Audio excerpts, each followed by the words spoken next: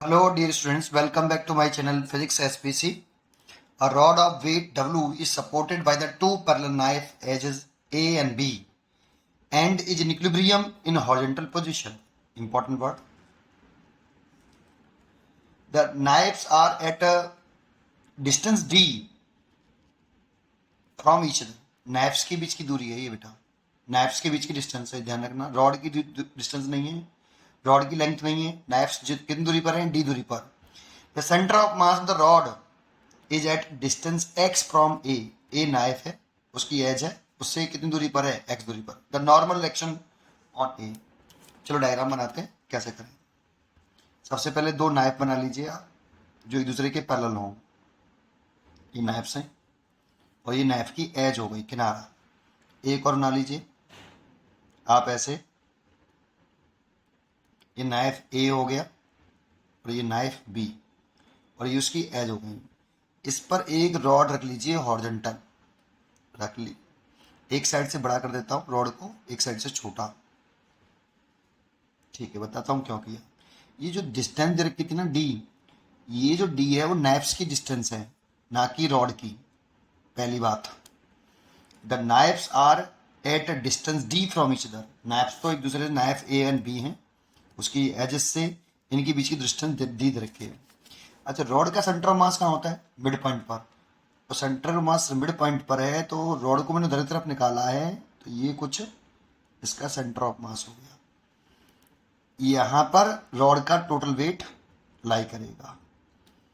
ठीक है.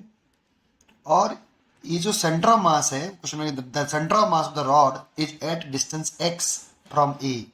तो a से इसकी दूरी x दे रखी है, तो b से फिर कितनी दूरी हो जाएगी? ये वाली d माइनस एक्स. ये वाली डिस्टेंस d माइनस एक्स हो जाएगी. ये डिस्टेंस d माइनस एक्स, क्योंकि ये d है, ये x है, तो ये d माइनस एक्स हो जाएगी. द नॉर्मल एक्शन ऑन ए. ठीक, नॉर्मल एक्शन ऑन ए पूछा है. तो सबसे पहले इसका एफ बी डी बनाएं. तो जानते ये नाइफ इस रॉड पर ऊपर की तरफ लगाएगी. नॉर्मल एक्शन ऊपर की तरफ एनी. लेकिन ये तो रॉड पर लग रहा है, ये किस पर लग रहा है? रॉड पर. तो नाइफ पर किधर लगेगा? तो न्यूटन के third law of action reaction के लॉ से, थर्ड लॉ ऑफ मोशन से नाइफ पर नीचे तरफ लगेगा. यानी लेकिन ये इक्वल एंड अपोजिट होंगे. ये नाइफ ने रॉड पर लगाया ऊपर और रॉड ने नाइफ पर लगाया नीचे. लेकिन ये इक्वल एंड अपोजिट होंगे, इसलिए मैंने लिख दिया. पूछा लेकिन ये है, लेकिन दोनों बराबर हैं तो कोई सा भी निकाल लो. ऐसे ही ये नाइफ इस रॉड पर फोर्स लगाएगा ऊपर की तरफ, नॉर्मल एक्शन एन बी. ठीक. तो मैंने देखो रॉड का एफ बी डी बनाऊं, तो रॉड पर एक तो एन ए लग रहा है, एक एन बी लग रहा है, और एक सेंटर ऑफ मास पर इसका वेट है. ठीक है. अब क्वेश्चन में ये भी जानकारी दे रखी है कि रॉड इक्विलिब्रियम में है, हॉरिजॉन्टल पोजीशन में इक्विलिब्रियम में. तो रॉड को मैंने हॉरिजॉन्टल पोजीशन में रख रखा है और वो इक्विलिब्रियम में है. तो क्वेश्चन में गिवन है रॉड इज इन इक्विलिब्रियम. अब इसका क्या मतलब है? इक्विलिब्रियम का मतलब होता है दैट इज जो नेट फोर्स है रॉड पर वो जीरो, एंड जो नेट टॉर्क है वो जीरो है. बट ये नेट टॉर्क जो होता है ना, किसी पॉइंट के अबाउट होता है. तो जैसे मैं लिखूं net torque about any point, any point के अबाउट नेट टॉर्क जीरो होगा. कोई से भी पॉइंट के अबाउट निकाल लो. तो जब भी हम टॉर्क निकालेंगे ना, तो हमें ये बताना पड़ेगा कि हम कौन से पॉइंट के अबाउट टॉर्क निकाल रहे हैं. अगर आप ये बताओगे तभी तो आप डिस्टेंस मेजर करेंगे. डिस्टेंस कहाँ से लेनी है हमें? अच्छा, अगर आपको टॉर्क का फॉर्मूला नहीं पता है, टॉर्क की डायरेक्शन निकालना नहीं आती है, तो मैं भी ये बताने वाला हूँ. अगर आपको आती है तो इसको इस जगह से स्किप कर सकते हो, नहीं आती तो देख लीजिए.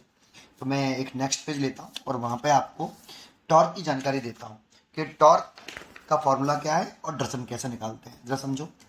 जैसे एक पॉइंट पर एक फोर्स लग रहा है ऐसे, तो इसे हम पॉइंट ऑफ एप्लीकेशन बोलते हैं. Point of application of force. जिस पॉइंट पर फोर्स लगता है उस पॉइंट को पॉइंट ऑफ एप्लीकेशन कहते हैं. मान लो पॉइंट ओ के अबाउट इस फोर्स का टॉर्क पूछा है. टॉर्क ऑफ अ पार्टिकल, ये यहाँ एक पार्टिकल है, उस पार्टिकल पर एक फोर्स लग रहा है ऐसे कह दो. तो torque on particle, torque on particle P about point O, ये हमसे पूछा है, तो ये जरूर बताएगा किस पॉइंट के अबाउट निकालना है, तभी हम आर डिसाइड कर पाएंगे। जानते जिस पॉइंट के अबाउट पूछते हैं, टॉर्क पूछा है, वहां पर टेल रहता है, और जिस पॉइंट पार्टिकल पर फोर्स लग रहा है, जिसे हम पॉइंट ऑफ एप्लीकेशन बोलते हैं, वहां पर हेड होता है। यहाँ हेड बनाना है और यहाँ टेल बनाना है। टेल कहाँ बनाना है, समझ में आया? जिस पॉइंट के अबाउट पूछे वहां पर टेल रखना है आर वेक्टर का, और हेड जिस पॉइंट पर फोर्स लग रहा है, जैसे इस पॉइंट पर फोर्स लग रहा है तो इस पॉइंट को पॉइंट ऑफ एप्लीकेशन बोलेंगे, वहां पे हेड रखना है।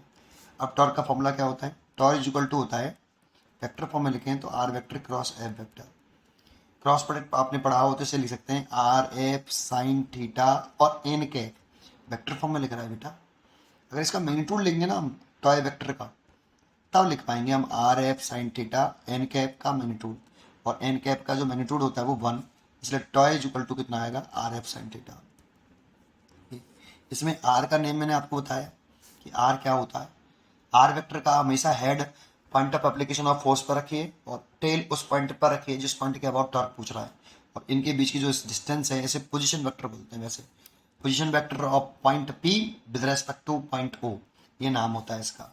चलिए, थीटा का नाम यहाँ और सुन ले, थीटा यहाँ पर angle between R vector and F vector, लेकिन दो वेक्टरों के बीच में जो एंगल लेते हैं हम टेल टू टेल लेते हैं। हेड हेड भी ले सकते हैं लेकिन टेल टेल लेते हैं, हेड टेल नहीं लेते कभी भी, हेड टेल नहीं लेते। अब देखो ये एंगल हेड टेल है तो ये एंगल नहीं होगा, हेड टेल तो लेते नहीं, तो किसका हेड है, आर वेक्टर का, तो उसको हम एक्सटेंड कर लेते हैं ऐसे, और एक्सटेंड कर लेंगे तो आर वेक्टर को ऐसे एक्सटेंड करो कि डायरेक्शन चेंज नहीं होनी चाहिए, तो आर वेक्टर एक्सटेंड कर लिया तो हेड यहाँ आ गया, टेल यहाँ आ गया, तो ये देखो आर वेक्टर ये हो गया और एफ वेक्टर ये हो गया, उसका टेल टेल एंगल हो गया ये वाला। ये थीटा आर और एफ के बीच में एंगल है। डायरेक्शन कैसे निकालते हैं टॉर्क की, तो R cross F, R vector पर आर वेक्टर की डायरेक्शन में आपने राइट हैंड रखी और एफ वेक्टर की तरफ अपनी फिंगर को स्मॉल एंगल से कर्ल कर दीजिए। तो मैंने आर वेक्टर पर अपना हाथ रखा राइट हैंड, देखो ऐसे, और छोटे एंगल से आर से एफ की तरफ, छोटे एंगल से आर से एफ की तरफ, देखो आर वेक्टर ये रहा, आर वेक्टर पे हाथ रखा और छोटे एंगल से एफ की तरफ घुमा दिया, तो थंब किधर आ रहा है, डाउनवर्ड। तो इस जगह पर टॉर्क की डायरेक्शन डाउनवर्ड है, इस जगह पर टॉर्क की डायरेक्शन कैसी है, डाउनवर्ड। क्रॉस मतलब डाउनवर्ड, डॉट मतलब अपवर्ड। ठीक है, चलिए इतना समझ में आया। अब क्वेश्चन कैसे करते हैं देखते हैं। तो देखो, अगर मैं टॉर्क निकाल रहा हूं तो मेरे को ये बताना पड़ेगा कि मैं ए पॉइंट के अबाउट टॉर्क निकाल रहा हूँ, इसको मैं ए पॉइंट मान रखा है, इसको बी पॉइंट मान रखा है, एस इंटर पॉइंट के अबाउट निकाल रहा हूँ, तो मैं बी पॉइंट के अबाउट निकाल रहा हूँ। क्यों? क्योंकि मेरे को देखो क्वेश्चन में डब्ल्यू चाहिए, एक बात, दूसरा मेरे को नॉर्मल एक्शन एन ए निकालना है, एन भी नहीं चाहिए मेरे को, तो बी पॉइंट के अबाउट निकाल लो, क्यों भी समझ में आ जाएगा। वैसे तो किसी भी पॉइंट के अबाउट निकाल सकते हो, मैं दो तरीके से बता दूंगा, आप दूसरा भी तरीका भी बता दूंगा, पहले कर दूंगा इसको बी पॉइंट के अबाउट। तो मैं torque on a rod about point B, B point के अबाउट में टॉर्क निकाल लो, तो टॉर्क निकाल रहा हूं बी पॉइंट के अबाउट और नेट टॉर्क निकाल रहा हूं, net torque is equal to, तो देखो इस वाले फोर्स, ये फोर्स हो गया अगर आपका, तो ये point of application of force हो गया, और पॉइंट बी के अबाउट निकाल रहा हूं, तो अभी मैंने बताया आर वेक्टर कौन सा होगा बेटा, ये डी, इसका टेल यहां आएगा बी पॉइंट पर और हेड यहां आएगा, तो आर वेक्टर कितना हो गया, डी तो हो गया भाई। दूसरी बात, आर वेक्टर और डी वेक्टर एन ये नॉर्मल, ये फोर्स हो गया, इसके बीच की एंगल देखना है तो हमें एक्सटेंड करना पड़ेगा इसको ऐसे, ये 90 डिग्री हो गया, देखो 90 डिग्री हो गई, सॉरी, तो एंगल हो गया 90 डिग्री, और साइन 90 की वैल्यू कितनी होती है 1। टॉर्क का फॉर्मूला लगाओ, तो फोर्स लिखो एन ए, डिस्टेंस लिखो डी, और एंगल है साइन 90, तो साइन 90 की वैल्यू हो गई 1। उम्मीद करता हूं आपको समझ में आएगा। डायरेक्शन और दिखा देते हैं इसकी, तो देखो आर वेक्टर की डायरेक्शन यही तो हुई, तो हमें आर वेक्टर की डायरेक्शन में हाथ रख के ऐसे रख लिया, और फोर्स की तरफ छोटे एंगल से घुमाना है, तो छोटे एंगल से घुमाऊं तो ऐसे, तो टॉर्क की डायरेक्शन डाउनवर्ड आ रही है, छोटा एंगल से घुमाना है, आर वेक्टर पे हाथ रख के छोटे एंगल से फोर्स की तरफ घुमा दीजिए। घुमाया तो डाउन बढ़ा रही है, तो यहाँ पे टॉर्क की डायरेक्शन ये वाली जो है डाउन बढ़ा रही है। चलिए मैंने लिख ली। आगे अब मैं इस W जो वेट है इसकी वजह से बी पॉइंट का टॉर्क निकालूं, बी पॉइंट के अबाउट टॉर्क निकालूं, तो देखो प्लस या अभी प्लस लगेगा या माइनस लगेगा वो डिसाइड करेंगे। W अभी तो लग गया, चलो मेरे से गलती से W, और डिस्टेंस कौन सी, टेल कहाँ होगा अब इसके लिए, इस वाले के लिए point of application of force ये हो गया, और इस पॉइंट के अबाउट निकाल रहे हैं तो टेल यहाँ आएगा, हेड यहाँ आएगा, तो देखो ऐसे आएगा, दिस इज अ हेड। तो ये हो गया आर वेक्टर, और आर वेक्टर कितना है डी माइनस एक्स, तो डी माइनस एक्स हो गया। चलो अब आर वेक्टर और डब्ल्यू के बिटवीन एंगल देखें तो क्योंकि फोर्स तो डब्ल्यू है ना यहाँ पे, तो इसको एक्सटेंड करना पड़ेगा ऐसे ही, क्योंकि ये तो हेड टेल हो गया, टेल टेल लेते हैं तो एक्सटेंड कर लो इसको ऐसे ही, एक्सटेंड कर लेंगे तो देखो एंगल 90 डिग्री हो गया, एंगल 90 डिग्री हो गया, और एंगल 90 डिग्री हो गया तो इसलिए साइन 90 डिग्री। अब मैं डायरेक्शन निकालूं तो आर क्रॉस है, तो आर की डायरेक्शन तो देखो यही वाली है ना, ये रही, एक्सटेंड करके नहीं, और छोटे एंगल से आर पे हाथ रख के आर से एफ की तरफ घुमाना है, आर पे हाथ रख लीजिए, राइट हैंड रखना है, और छोटे एंगल से आर से एफ की तरफ घुमा दीजिए। तो मैंने घुमाया, थंब किधर आ रहा है, ऊपर, ऊपर आ रहा है, इसका मतलब इसमें इस टॉर्क की डायरेक्शन वर्टिकली अपवर्ड है। अब किसी एक डायरेक्शन को पॉजिटिव मानना होता है, किसी एक डायरेक्शन को नेगेटिव। अगर आप पूरे क्वेश्चन में ऊपर की तरफ पॉजिटिव मान लेते हो तो नीचे तरफ नेगेटिव मानो, लेकिन एक क्वेश्चन में एक ही रखना, नीचे वाले को अगर पॉजिटिव मान लेते हो तो ऊपर वाले को पॉजिटिव रखना, इससे कोई फर्क नहीं पड़ता है। अगर आप ऊपर वाले को पॉजिटिव मान, मैं इस वाले को पॉजिटिव मान के चल रहा हूँ, इसको नेगेटिव, ऊपर वाले को पॉजिटिव और नीचे वाले को नेगेटिव, इसलिए मैंने यहाँ पर नेगेटिव टॉर्क लिख दिया। अभी एक और फोर्स रह गया है प्लस, कौन सा, एन बी, लेकिन एन बी पॉइंट का पॉइंट ऑफ एप्लीकेशन भी यही है, और इसी पॉइंट के अबाउट निकालना है, तो पॉइंट ऑफ एप्लीकेशन भी यही और इसी पॉइंट के अबाउट निकालना है, तो यही हेड है और यही टेल है, दैट मीन्स आर जीरो है, इसीलिए इसका फोर्स टॉर्क आएगा एन बी इंटू आर ही जीरो है इसमें, तो ये टॉर्क ही जीरो हो जाएगा। तो जिस पॉइंट के अबाउट निकालने हैं उसी पर अगर कोई फोर्स लग रहा है तो बेटा उसका टॉर्क जीरो होता है, इसलिए जीरो हो गया। अब नेट टॉर्क हमें क्वेश्चन में गिवन है कितना, जीरो, तो नेट टॉर्क जीरो लिख दिया, इक्वल टू माइनस के N A into D plus के डब्ल्यू डी माइनस एक्स, ये तो जीरो हो गया, साइन 90 की वैल्यू 1, इसको इधर ले आया, एन ए डी बराबर डब्ल्यू डी माइनस एक्स, तो यहाँ से एन ए निकाला तो जो W D minus x divided by D है। तो उम्मीद करता हूँ आपको ये समझ में आया होगा, और इसका आंसर हुआ कितना आपका डी आया, इसलिए सी इज अ करेक्ट चॉइस। पर बच्चे की एक प्रॉब्लम रहती है, अब मैं इसको आगे कर रहा हूँ, अगर आपको आगे नहीं देखना तो आप स्किप कर सकते हो, मैं करूँगा जरूर बट उसको, क्योंकि मैं पूरा क्लियर करना चाहता हूँ इस क्वेश्चन को। बहुत से बच्चों के दिमाग में रहता है सर आपने बी पॉइंट के अबाउट क्यों निकाला, आप ए पॉइंट के अबाउट निकाल लेते तो ए के अबाउट निकालता ना, तो नॉर्मल जैसे मैंने बी पॉइंट के अबाउट निकाला तो एन बी देखो गायब हो गया, इसमें एन बी जीरो हो गया, तो ए पॉइंट के अबाउट निकालते तो एन ई जीरो हो जाता, फिर भी निकले आएगा, एन ए जीरो हो जाए फिर भी निकले आएगा, ऐसा नहीं निकलेगा नहीं, तो ए पॉइंट के अबाउट भी निकले आएगा, C point centre of mass के अबाउट निकालोगे टॉर्क तब भी निकले आएगा, कैसे भी कर लो निकले आएगा, कैसे सर तुम्हें एक करके दिखाऊं, तो देखो आप मैं सेंटर ऑफ मास के अबाउट निकल के दिखा रहा हूँ, आप ए पॉइंट के अबाउट फिर सिमिलरली वैसे निकालना, 100% आंसर आएगा।